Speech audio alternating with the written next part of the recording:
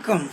இப்போ இந்த வீடியோ எதுக்குன்னா, இந்த கொளத்தூர் தொகுதியில் விஎஸ் பாவு, ஸ்டாலின் சார் 2 பேரும் போட்டி போட்டாங்க. போட்டி போட்டதில் விஎஸ் பாவு செலுத்திட்டார். அந்த எலெக்ஷனுக்கு முன்னே ஸ்டாலின் சார் நிற்கும்பொழுது, விஎஸ் பாவு நிற்கும்போது அந்த விஎஸ் பாவு பேச்சே நமக்கு தெரியாது. ஆனால் ஸ்டாலின் சார் முதலமைச்சராக இருந்தவர் அந்த கொளத்தூர் தொகுதியில் ஏகப்பட்ட விஷயங்களை செஞ்சுருக்கிறதா நம்ம கேள்விப்பட்டோம், மீடியாக்கள்லையும் பார்க்குறோம்.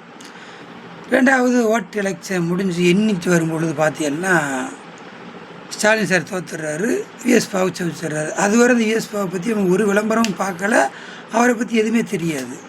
அந்த தோற்று வரும்போது அந்த குளத்தூர் தொகுதியே அழுகுது. ஏன்னா அப்படி செஞ்சு தொலைச்சிருக்கிற அந்த மனுஷன் சிங்கப்பூர் மாதிரி ஏர்போர்ட், அதாவது அங்கே உள்ள college, swimming place, bus stand, road, லொட்டு லொஸ்க, கரண்டு எல்லாத்தையும் ரொம்ப சிங்கப்பூர் மாதிரி வச்சுருக்காரு. ஏன்னா ஒரு முதலமைச்சர் தொகுதி இல்லையா? அப்போ நம்ம மீண்டும் மீண்டும் செவிக்குன்னு சொல்கிறதுக்காக ஏகப்பட்ட பொருளாதாரங்களை போட்டு நிறையா ஒர்க் பண்ணி நிறையா போர்ட்ஸாக நிறைய வேலையை பார்த்துருக்காங்க. 2வது அவர் பார்க்குறதுக்கு வாய்ப்பு இருக்குது. ஏன்னா 50 வருஷத்து அரசியல்வாதி இல்லையா?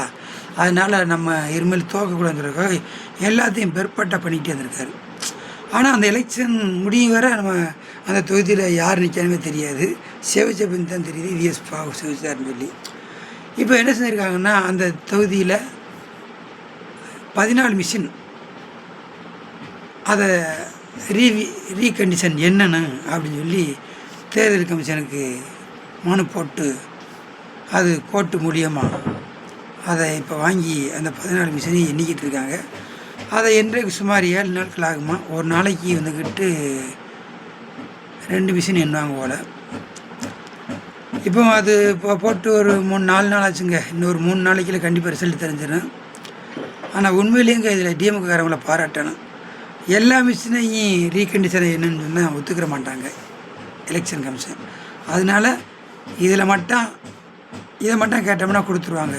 ஆனால் இதில் ஏதாவது குளறுபடி இருந்துச்சு வைங்க, கண்டிப்பாக தேர்தல் கமிஷன் மட்டும் நம்ம இப்போ ஆண்டுக்கிட்டு இருக்கிற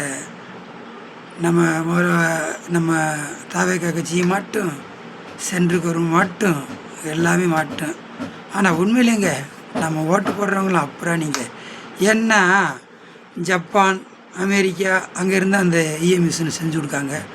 அவங்க நாட்டில் கூட இந்த மிஷின் கிடையாதுங்க. ஏன்னா இதில் நிறையா தப்பு பண்ணலாமா, எப்படி இல்லை கண்டிப்பாக நிறையா தப்பு பண்ணலாம்னு சொல்லி ஏற்கனவே சொல்லியிருக்காங்க. அதுக்கு உதாரணம் காமிச்சாங்க.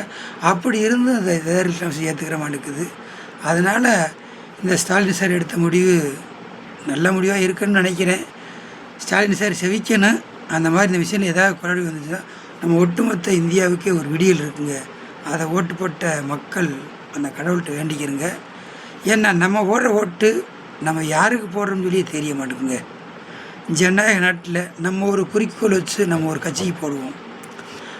அதை திருடி ஒருத்தன் செவிக்கிறான்னா அது என்ன சொல்கிறது? அப்போ நம்ம ஜனநாயக மக்களுக்கு மதிப்பு இல்லை, மக்கள் ஓடுற ஓட்டுக்கு மதிப்பு இல்லை. நம்ம போட்ட ஓட்டு யாருக்கு தான் போச்சுன்னு சொல்லி தெரியலை.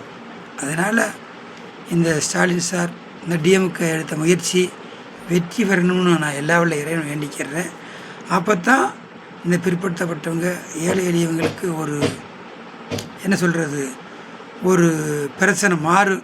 இந்த ஜனநாயகம் காக்கப்படும். நம்ம போடுற ஓட்டு யாருக்கு போடுறோமோ அது அவங்க போட்டவங்களுக்கு தான் போய் சேரணும். நம்ம ஓட்டை திருடுறது பெரிய குற்றம் இல்லையா? அதனால் இப்போ ஒரு 4 நாள் ஆயிடுச்சு, இன்னும் ஒரு 3 நாள் தான் இருக்குது. 3 நாளில் கண்டிப்பாக தெரிஞ்சிடும் அதில் உண்மையிலே இஎம் மிஷின் சரியாக இருக்குதா இல்லையா அப்படின்னு சொல்லி கண்டுபிடிச்சிடுவாங்க. உண்மையிலேயே இதில் ஏதாவது மாற்றங்கள் இருந்துச்சுன்னா இது உண்மையிலேயே பொதுமக்களாகிய நமக்கு தான் நல்லது. ஆமாம், ஏன்னா அமெரிக்கா, ரஷ்யா அங்கே இருந்தால் அந்த மிஷின் செஞ்சு கொடுக்குறாங்க. அவங்களே இந்த மிஷின் கிடையாது. அவங்களே இதில் குளறுபடி இருக்குன்னு அவங்களே வாக்கு சீட்டை தான் வச்சுருக்காங்க. அப்போ நம்ம இந்தியாவுக்கு மட்டும் என்ன விதி விலக்கா என்ன? அப்போ ஏதோ ஒரு விஷயத்தில் தப்பு நடக்குது. நம்ம போடுற ஓட்டு யாருக்கு போடுறோம்னு சொல்லி தெரியலை. நம்ம போடுற ஓட்டை திருடுறாங்க. இதுதான் உண்மை. நன்றி.